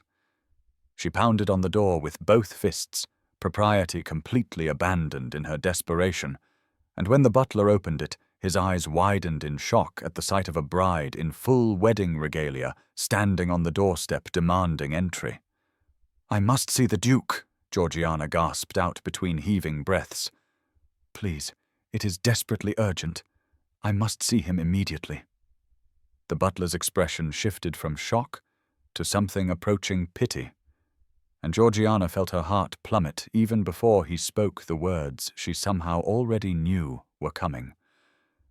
"I regret to inform you, miss, that His Grace departed for his country estate 3 days ago. He left instructions that the London house was to be closed indefinitely, as he does not intend to return to the city for the foreseeable future." The world tilted sideways, and Georgiana gripped the doorframe to keep from collapsing as the full implication of his words penetrated her panic. Benedict was gone, had left London believing her married or about to be married, had fled to Derbyshire to avoid the pain of knowing she had chosen another. She had run from her wedding, had destroyed her reputation and her family's standing, had sacrificed everything, and the man she had done it for was not even here to know what she had chosen. Behind her she heard shouts and the sound of approaching footsteps, undoubtedly her father and possibly Charles Tilney in pursuit, and despair washed over her in a wave so powerful she thought she might drown in it. But then a familiar voice spoke from behind her, firm and practical and utterly unshakable. "Step away from the door, child. We are going to Derbyshire." Georgiana turned to find Aunt Beatrice standing on the pavement beside an elegant travelling carriage, clearly one she had arranged to have waiting nearby in anticipation of exactly this scenario, and the old woman's face wore an expression of fierce satisfaction. "I told you it is never too late to choose yourself," Aunt Beatrice said, already climbing into the carriage with surprising agility for her age. "But if you intend to finish what you have started, we must leave immediately before your father catches up. The choice is yours, Georgiana. Get in the carriage and pursue the man who wrote you that song, or stay here and face the consequences of running without following through." Georgiana did not hesitate, gathering her ridiculous wedding dress around her and practically throwing herself into the carriage, and Aunt Beatrice barely had time to pull her fully inside before she was pounding on the roof and shouting for the driver to depart with all speed.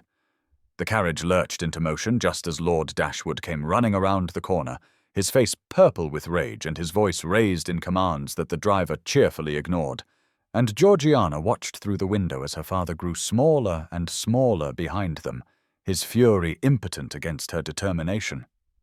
The journey to Derbyshire normally required 8 hours under ideal conditions, but the weather had other plans, dark clouds gathering as they left London and opening into a steady rain by the time they reached the countryside. The roads became muddy and treacherous, slowing their progress, and Georgiana sat rigid with anxiety as the hours crawled past, terrified that they would arrive too late, that Benedict would have already departed for the continent as his letter had mentioned, that her dramatic gesture would end in failure and humiliation.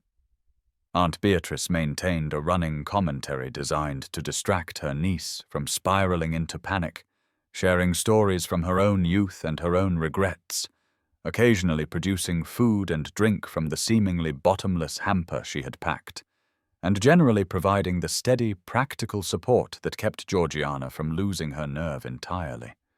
As they travelled north through increasingly wild country, the rain intensified into a proper storm, wind howling around the carriage and rain lashing the windows with such force that visibility became nearly impossible. The driver slowed to a crawl, navigating more by instinct than sight, and Georgiana began to wonder if they would make it at all, or if the weather itself was conspiring to prevent her from reaching Benedict. But finally, near midnight, the carriage pulled through gates that bore the Ashford crest and up a long drive toward a massive stone house that loomed against the stormy sky like something from a Gothic novel. Ashford Hall was far larger than Georgiana had imagined, a sprawling estate that spoke of generations of wealth and power, and as they pulled up before the main entrance, she felt a moment of pure terror at the audacity of what she was doing, arriving unannounced at a duke's country seat in the middle of the night, wearing a ruined wedding dress and demanding to see the master.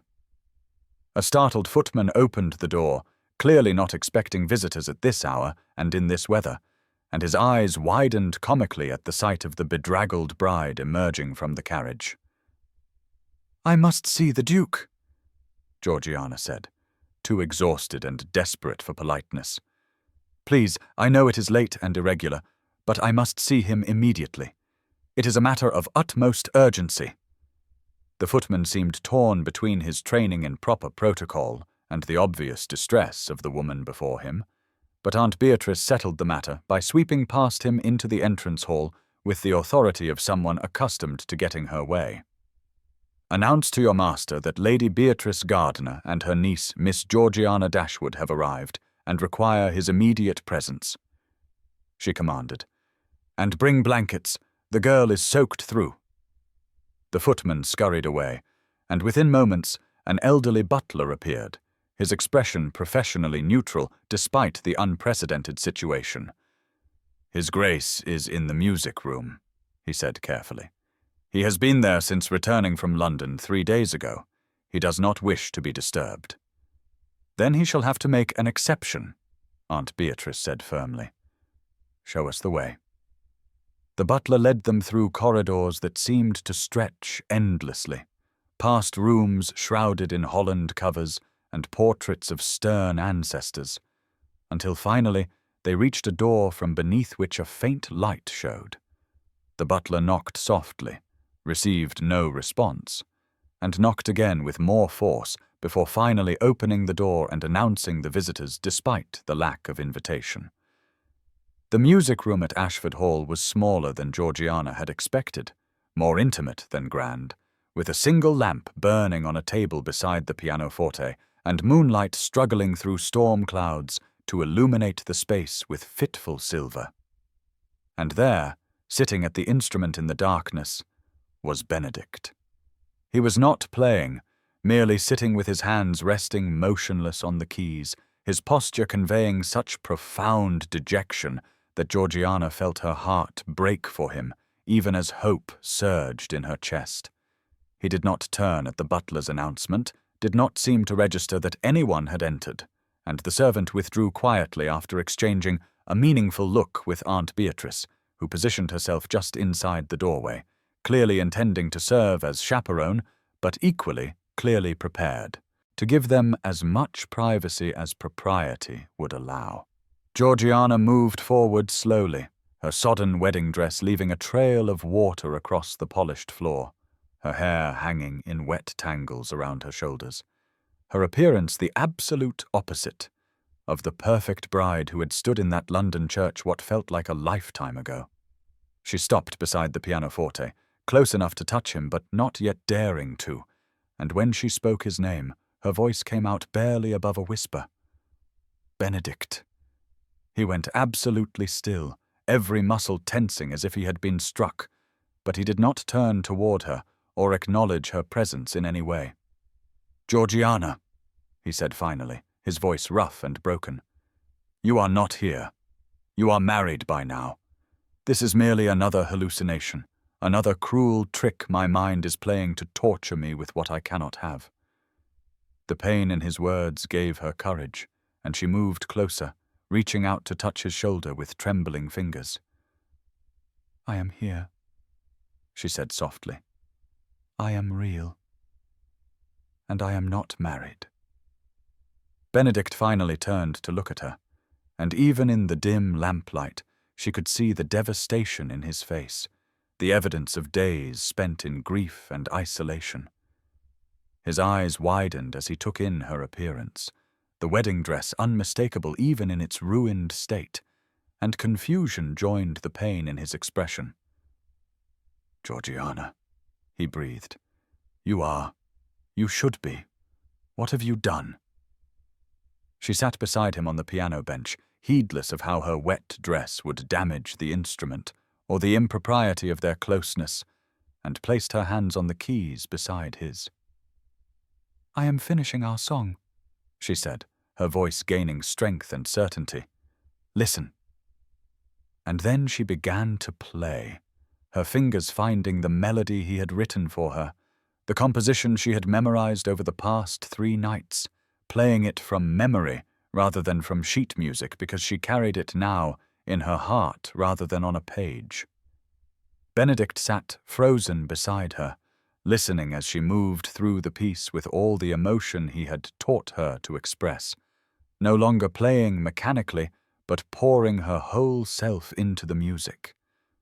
When she reached the unresolved chord, she paused for just a heartbeat, and then her fingers moved through the ending she had composed, the triumphant resolution that transformed the melody from melancholy to joy, from question to answer, from uncertainty to absolute conviction. The final major chord rang through the music room, and in the silence that followed, Georgiana turned to find Benedict staring at her with tears streaming down his face. You came, he whispered, as if still unable to believe the evidence of his own eyes and ears. You actually came. She reached up to cup his face in her hands, feeling the dampness of his tears against her palms. You wrote me a love letter in music, she said. Did you think I would not answer? His hands came up to cover hers, pressing them more firmly against his face as if afraid she might disappear if he let go. Your father, your reputation, society, he said, his voice breaking on the words. You have sacrificed everything. Georgiana shook her head. feeling her own tears begin to fall, mingling with the rain that still dripped from her hair. "No," she said fiercely. "I have sacrificed nothing. I have finally chosen everything that matters."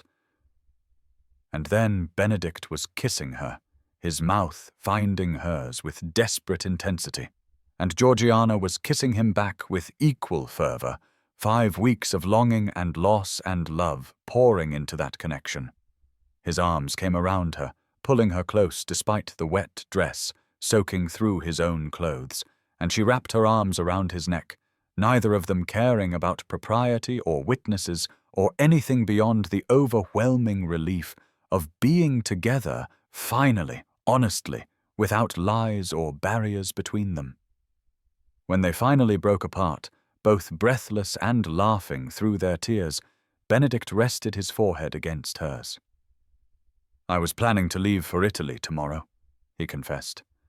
"I could not bear to stay in England knowing you were married to another, knowing I would never see you again or hear you play with the passion I taught you to express. The music had become unbearable without you to share it with." Georgiana pulled back enough to look into his eyes, her hands still cradled around his face. "Charles Tilney never wanted me for myself," she said. "My father offered him an enormous dowry to secure the match quickly after our scandal, to marry me off before anyone could discover the truth of our lessons. It was a business transaction, nothing more. I was to be purchased like one of his textile shipments, managed like one of his properties. We have both been prisoners of other people's plans, but now we are free." Benedict's expression shifted into something that looked like wonder, and he turned to the pianoforte, his hands finding the opening notes of Georgiana's song. "Play with me," he said. "Let me hear how it sounds when we create the music together rather than separately." Georgiana positioned her hands beside his, and together they began to play. 4 hands on one instrument, their fingers crossing and tangling and separating in patterns that required perfect synchronization and absolute trust. The music that emerged was more beautiful than anything either could have created alone, a testament to collaboration and partnership. And as the melody swelled through the small music room, Georgiana understood that this was what their future would be, not one person leading and the other following, but both of them creating something larger than themselves through honest connection and shared purpose. Outside, the storm continued to rage, wind howling around the corners of Ashford Hall and rain beating against the windows in sheets. But inside the music room, 2 people who had believed themselves broken beyond repair discovered that they had only been waiting for each other to become whole. Aunt Beatrice watched from her position by the door, a satisfied smile on her weathered face, and when the music finally ended and the 2 at the piano turned to look at her, she nodded as if confirming something she had always known. "Well then," the old woman said practically, "I suppose we should discuss the arrangements. You cannot marry for at least 3 months, Georgiana, not without appearing to confirm every scandalous rumor. And Benedict, you will need to make your intentions publicly known and endure society's speculation with more grace than you have shown in the past 7 years. But if you are both willing to weather the storm, quite literally in this case, then I suspect you will emerge stronger for it." Benedict stood, drawing Georgiana up with him, his hand firmly clasping hers as if he would never let go. "I will endure whatever society demands, if it means I can eventually call her my wife," he said. "I have hidden from the world for 7 years, but I will hide no longer. Not from scandal, not from speculation, not from anything, because what we have found together is worth fighting for." Georgiana looked at the man beside her, at the music they had created together, at the ending she had chosen for herself rather than accepting the one others had written, and she felt more alive than she had in years, perhaps more alive than she had ever been. The wedding dress she wore was ruined, her reputation was in tatters, Her father would likely never forgive her, and she had no idea how they would navigate the social consequences of her rebellion. But she had chosen herself, had chosen love over duty and authenticity over appearance, and standing in that music room, with Benedict's hand in hers and the echo of their shared melody still resonating in the air, Georgiana Dashwood knew she had finally composed the ending that her heart had been yearning to create all along. Spring had returned to Derbyshire with extravagant abundance, transforming the grounds of Ashford Hall into a riot of colour and life that would have been unimaginable 18 months earlier, when the estate had stood shuttered and grief-stricken, a monument to loss rather than a home for living. Now, in April of 1853, the gardens blazed with tulips and daffodils, the ancient trees wore new green leaves like celebrations, and the windows of the great house stood open to admit warm breezes carrying the scent of growth and possibility. The music room on the ground floor had undergone the most dramatic transformation of all. The space that had once been draped in white sheets and filled with dust now painted in warm cream that seemed to glow in the sunlight streaming through uncovered windows. Vases of spring flowers positioned on every available surface filling the air with fragrance, and comfortable chairs arranged in intimate semicircles to accommodate the audience gathering for this afternoon's concert. Georgiana stood at one of those windows looking out over the rose garden. Benedict had planted in Clara's memory, a space he had avoided for years, but now tended with careful reverence, understanding finally that honoring the past did not require remaining trapped in it. She rested one hand on the swell of her belly, visible now at 5 months pregnant, and felt the flutter of movement that still filled her with wonder every time it occurred. Behind her, she could hear Benedict arranging sheet music on the pianoforte stands, humming softly to himself, in a habit he had developed over the past 16 months of their marriage, the sound of a man who had rediscovered joy and could not quite contain it. The guests would arrive within the hour, not London society's elite, who had spent the past year dissecting every detail of the scandalous marriage between the ghost duke and the runaway bride, but the local families who had welcomed them both with surprising warmth, tenant farmers and village merchants, and a few genuine friends who valued the music they created more than the gossip surrounding their union. "Are you nervous?" Benedict asked, coming to stand beside her at the window and placing his hand over hers on her belly, a gesture that had become as natural as breathing. They have all heard the gossip about the Duke's scandalous bride who fled her own wedding. Some travelled from neighbouring counties specifically to see the woman bold enough to run from the church in her wedding dress. Georgiana turned to smile at him, struck as she still was daily by how much he had changed from the devastated man she had found sitting in darkness that stormy night. The lines of grief that had marked his face had not disappeared entirely, but they had been joined by lines of laughter, and his eyes held light rather than shadow, hope rather than despair. "Let them gossip," she said calmly, reaching up to adjust his cravat with the casual intimacy of long familiarity. "We will give them something better to talk about, the music we make together. That will be our answer to every whisper and speculation." The first guests began arriving shortly after, local families dressed in their finest, clearly somewhat awed by the grandeur of Ashford Hall, but welcomed so warmly by both Duke and Duchess that their nervousness quickly transformed into comfortable excitement. Children ran across the lawns outside, their laughter floating through the open windows, while inside the music room, adults took their seats and accepted glasses of wine and engaged in the pleasant small talk that preceded any performance. Aunt Beatrice arrived in a flurry of dark silk and sharp observations, having made the journey from her Kent estate specifically for this concert, and she immediately began holding court among the local matrons, regaling them with the story of how she had helped her niece escape that disastrous London wedding. Best decision the girl ever made, running from that church. Aunt Beatrice declared to anyone within hearing. That pompous fool Tilney married. The Miller heiress within 2 months did not even pretend to mourn the loss. The settlement he had to return to Lord Dashwood nearly bankrupted him, which I consider divine justice of the finest sort.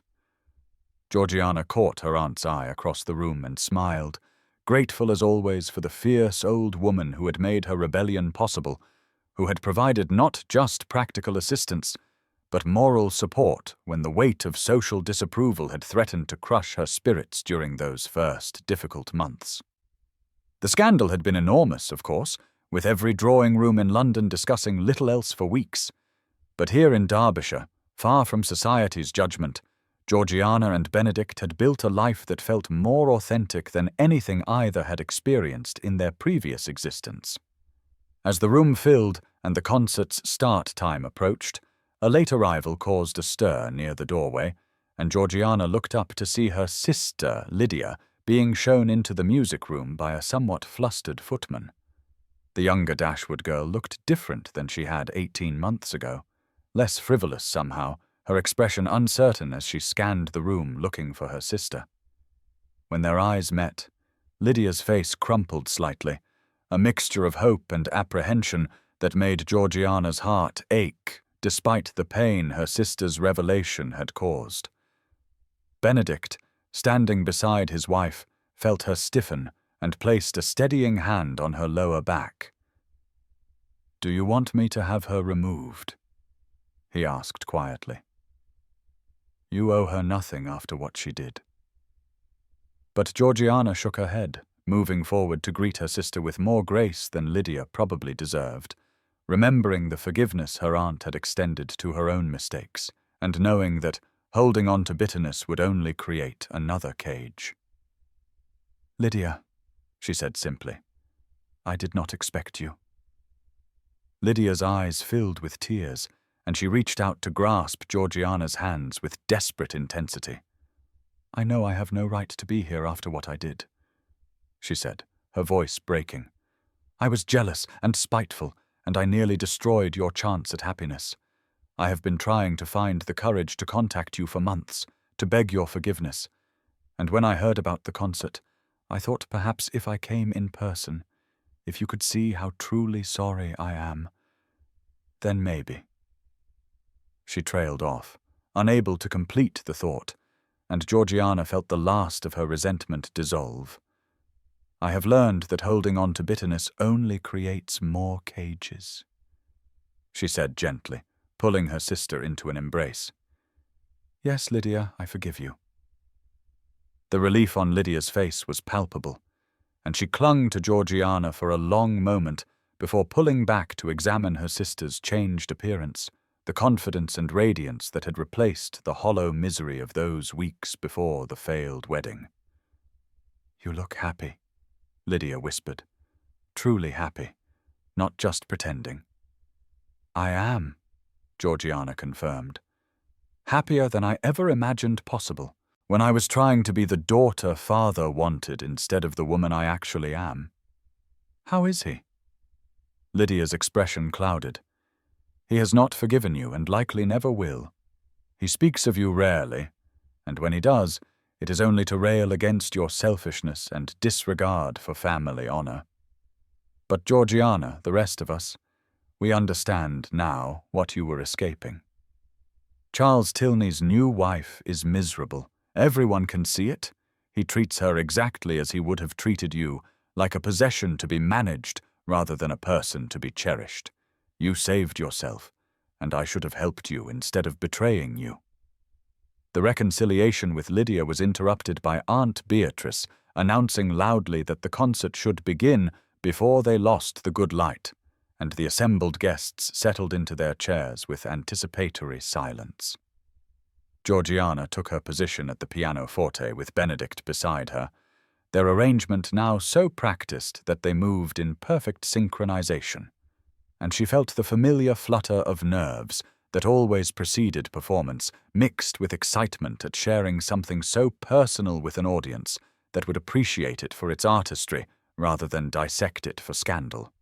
"We will begin," Benedict announced to the room, with a composition that has become known locally as the Ashford composition, though its proper title is Georgiana's Song.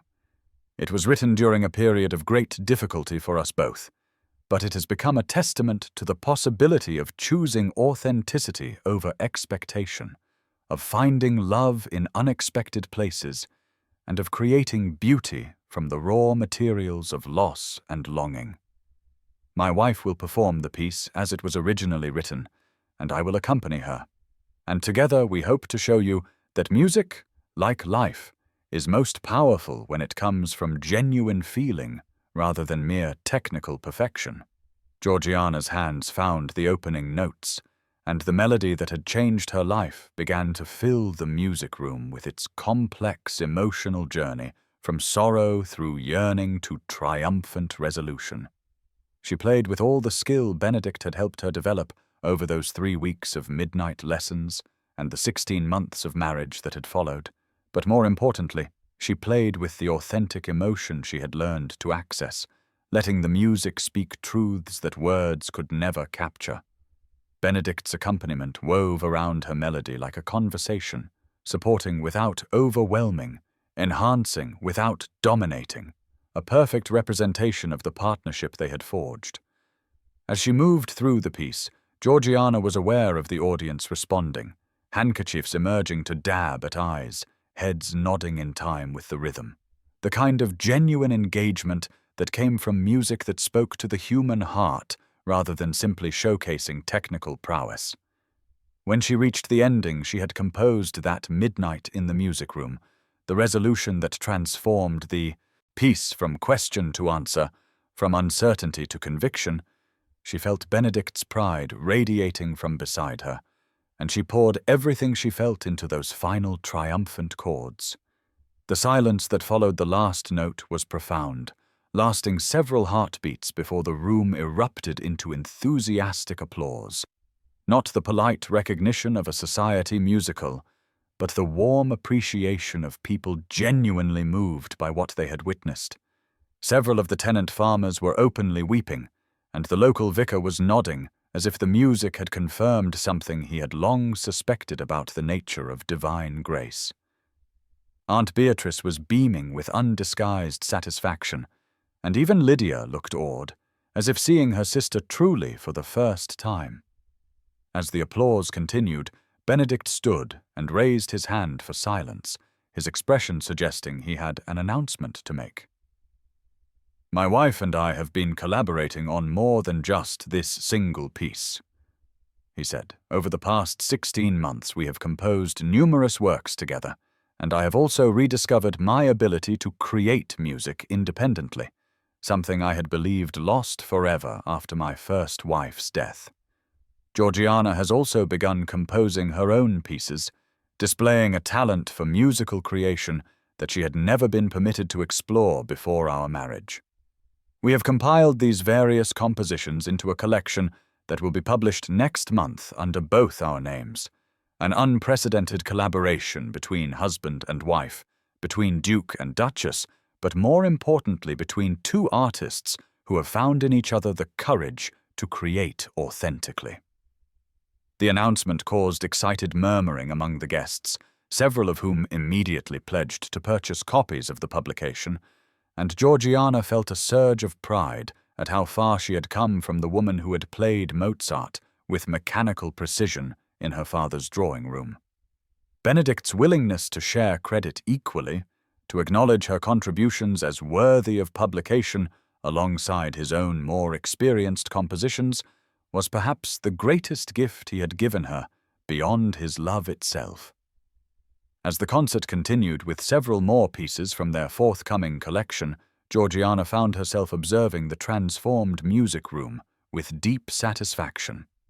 The space that had been a tomb for grief when she first encountered it, that had become a sanctuary for secret lessons and forbidden connection, that had stood empty and abandoned during those terrible weeks of wedding preparation, was now vibrant with community and shared joy. The contrast between this bright, flower-filled room full of people genuinely appreciating music, and the cold, dusty space she had fled to that first midnight, could not have been more complete, and she understood that the transformation of the room reflected the transformation of her own life. After the concert concluded and the guests had moved to the gardens for refreshments, Georgiana found a quiet moment alone with Benedict in the music room, both of them standing at the windows watching their guests enjoy the spring afternoon. She had been waiting for the right moment to share her news, and now, surrounded by the evidence of the life they had built together, felt like the perfect time. "I have something to tell you," she said softly, taking his hand and placing it more firmly on her belly where the baby had begun moving more actively. "The physicians I have been seeing, the best in London as you insisted, have examined me thoroughly. Unlike Clara, I have no heart condition, no complications, nothing that suggests this pregnancy will be anything other than completely normal and safe. But I know you are frightened, and I want you to hear me say this clearly. Benedict, I am not Clara. This is not that story. This is ours." Benedict's hand trembled slightly against her belly, and she watched emotions play across his face, joy and fear and hope all mingling together. "I know," he said, his voice rough with feeling.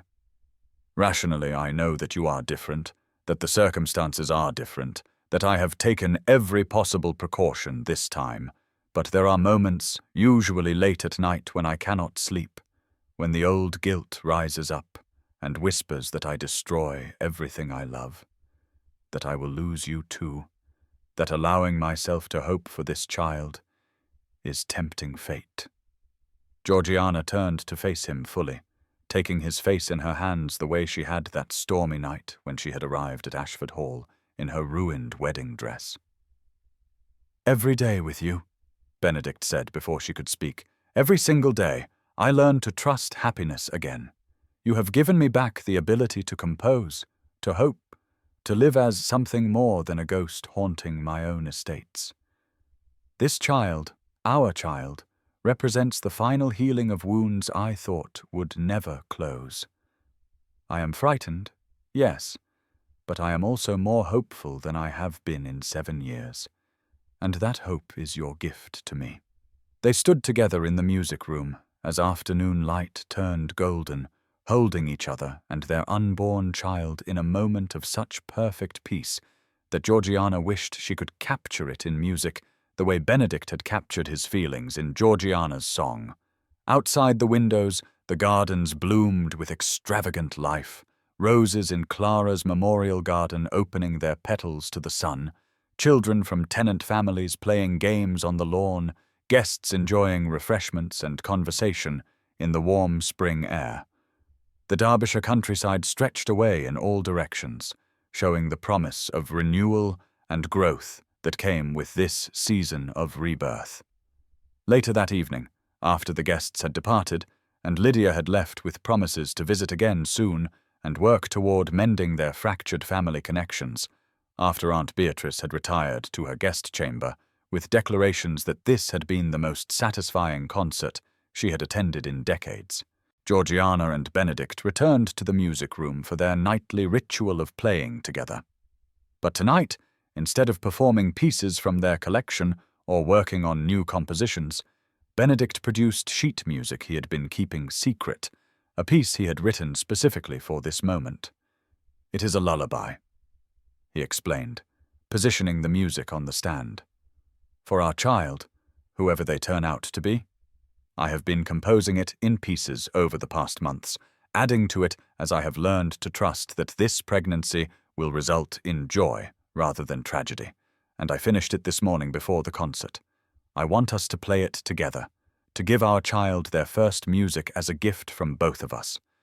The lullaby was beautiful in its simplicity, a gentle melody that spoke of protection and love and welcome, and as they played it together in the gathering dusk, Georgiana felt tears sliding down her cheeks at the tenderness Benedict had woven into every measure. This was the man who had been called cursed, who had been blamed for his wife's death, who had hidden from the world for 7 years, believing himself incapable of creating anything but destruction. And here he was, composing lullabies for their unborn child, daring to hope for a future he had thought forever beyond his reach, transformed by love and music and the courage to choose authenticity over fear. When the lullaby ended, they sat together at the pianoforte in comfortable silence, watching through the windows as spring twilight painted the gardens in shades of purple and gold. Somewhere in the house, servants were preparing dinner, going about the ordinary business of maintaining a household that was no longer a monument to grief, but a home filled with life and possibility. Somewhere in London, Lord Dashwood was likely still nursing his fury at his daughter's rebellion, unable or unwilling to see that she had saved herself rather than disgraced the family. Somewhere, Charles Tilney was probably pontificating to his miserable wife about proper household management while she dreamed of escape. But here, in this music room that had witnessed so much transformation, two people who had chosen each other against all expectation and propriety sat together in perfect harmony, literally and figuratively, creating music that would welcome new life into a world they had learned to navigate on their own terms. The story that had begun with Georgiana sobbing in an empty music room at midnight, alone and lost and trapped by expectation, had come full circle to this moment of triumph, with her sitting beside the man she loved, in a music room flooded with spring sunlight, pregnant with their child, composing her own music and living the life her mother had dreamed of but never dared to claim. She had learned that choosing yourself was not selfish but essential, that running from a cage was not cowardice but courage, that love built on authentic connection was worth any scandal society might create. And as Benedict began to improvise a new melody, something joyful and playful that made her laugh and join in, Georgiana Dashwood Wentworth, Duchess of Ashford and composer in her own right, understood that the music they were creating together, both literally at this pianoforte and metaphorically in the life they were building, was the most beautiful composition of all, one that would continue to evolve and grow and surprise them for all the years to come. The music room that had been a space of secrets and sorrow had become a space of celebration and authenticity, and the woman who had once played with flawless technique and no feeling now played with both skill and soul, her technical precision enhanced rather than diminished by the emotion she had learned to express. As the last light faded from the sky and candles were lit throughout the music room, casting everything in warm, golden glow, Georgiana and Benedict continued to play, their music floating out through the open windows into the Derbyshire night, a testament to the transformative power of choosing love over duty, authenticity over appearance, and the courage to compose your own ending rather than accepting the one others have written for you.